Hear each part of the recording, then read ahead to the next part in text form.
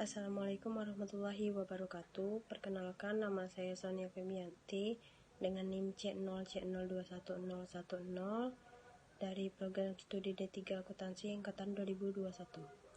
Baiklah, di sini saya akan membuat video penjelasan mengenai materi hukum kepailitan guna memenuhi tugas aspek hukum dalam bisnis dengan dosen pengampu Bapak Wirmi Eka Putra dan Bapak Ade Ihsan Sukri.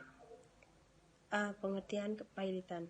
Kepailitan adalah keadaan di mana debitur memiliki kesulitan keuangan untuk membayar utang-utangnya kepada kreditur.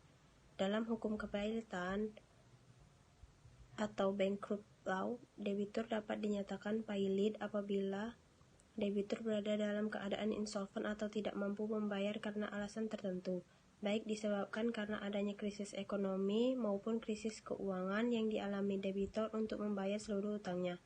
Maka dengan adanya keadaan tersebut, kepentingan kreditor secara keseluruhan harus dilindungi. B. Dasar hukum kepailitan. Dasar hukum kepailitan adalah Undang-Undang Nomor 34 Tahun 2004 tentang Kepailitan dan Penundaan Kewajiban Pembayaran Utang atau Lembaran Negara Republik Indonesia Tahun 2004 Nomor 131 tambahan Lembaran Negara Nomor 443. C. Syarat-syarat permohonan pailit. Debitor harus mempunyai minimal 2 kreditor. Jika debitor hanya mempunyai 1 kreditor, maka seluruh harta kekayaan debitor otomatis menjadi jaminan atas pelunasan utang debitor tersebut dan tidak diperlukan pembagian secara pro rata dan pari passu.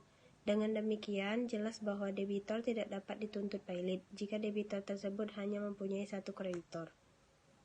D. Pihak-pihak yang dinyatakan pailit. 1. Orang perseorangan, baik laki-laki maupun perempuan yang telah menikah maupun belum menikah.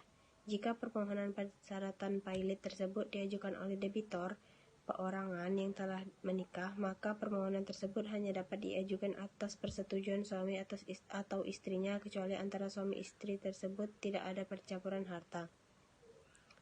2. Harta peninggalan. 3. Perserikatan dan perkumpulan tidak berbadan hukum lainnya. Permohonan pernyataan pailit terhadap suatu firma harus memuat nama dan tempat kediaman masing-masing persero yang secara tanggung renteng terikat untuk seluruh utang firma. 4. Perseroan.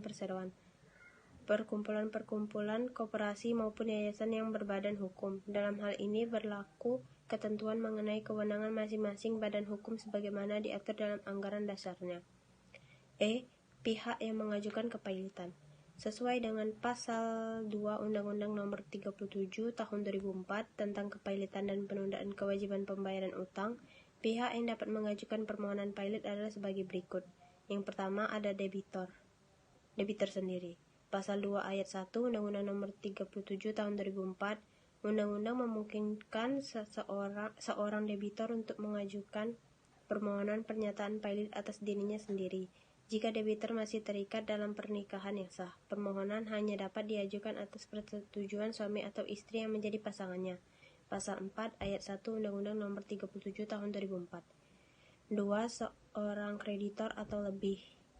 Pasal 2 ayat 1 Undang-Undang Nomor 37 Tahun 2004 sesuai dengan penjelasan pasal 2 ayat 1 Undang-Undang Nomor 37 Tahun 2004, kreditor yang dapat mengajukan permohonan pailit terhadap debiturnya adalah kreditor konkuren, kreditor preferen, atau kreditor separatis. 3. Kejaksaan. Pasal 2 ayat 2 Undang-Undang Nomor 37 Tahun 2004, permohonan pailit terhadap debitur dapat diajukan oleh kejaksaan demi kepentingan umum. Pasal 2 ayat 2 Undang-Undang Nomor 37 Tahun 2004. Yang keempat ada otoritas jasa keuangan. F. Macam-macam kebendaan. Dalam kepailitan dimungkinkan adanya suatu perdamaian. Suatu perdamaian adalah perjanjian antara